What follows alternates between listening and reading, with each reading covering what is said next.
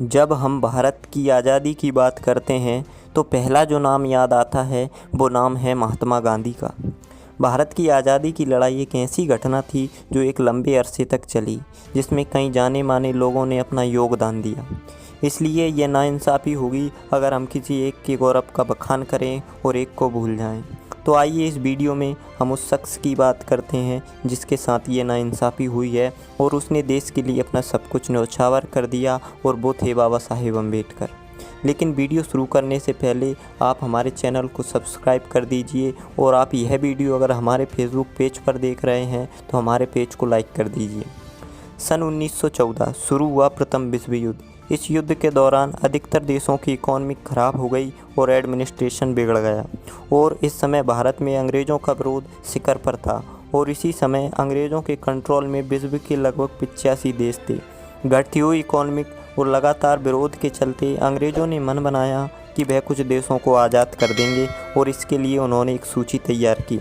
इस सूची में भारत का नाम भी शामिल था, और अंग्रेज़ भारत को आज़ाद कर रहे हैं इस बात की जानकारी जब भारत के लोगों के पास पहुंची तो बाबा साहेब ने आज़ादी की इस सूची से भारत का नाम हटवा दिया। इसके बाद पूरे देश में बाबा साहेब का विरोध होने लगा, और दूसरी तरफ गांधी जी ने अंग्रेज़ों भारत छोड़ो आंदोलन शुरू कर दिया। गांधी जी अंग्रेज़ों को जल्द से जल्द भगा देना चाहते थे, क्योंकि अंग्रेज़ इनकी सामाजिक व्यवस्था पर हावी होने लगे थे।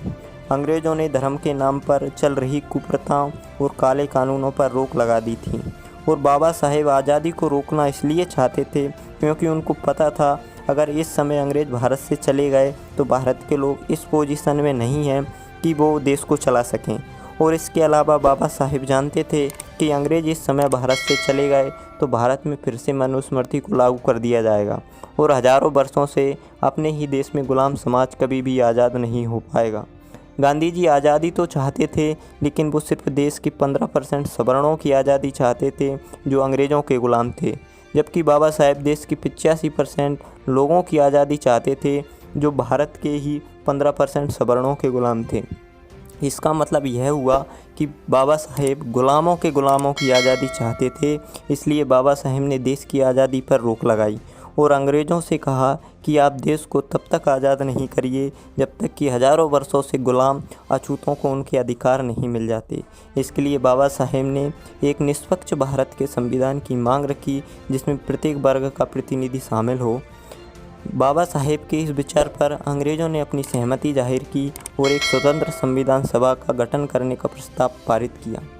उम्मीद है दोस्तों आज की यह जानकारी आपको पसंद आई होगी। अगर पसंद आई है तो हमारे इस वीडियो को लाइक करें, चैनल को सब्सक्राइब करें।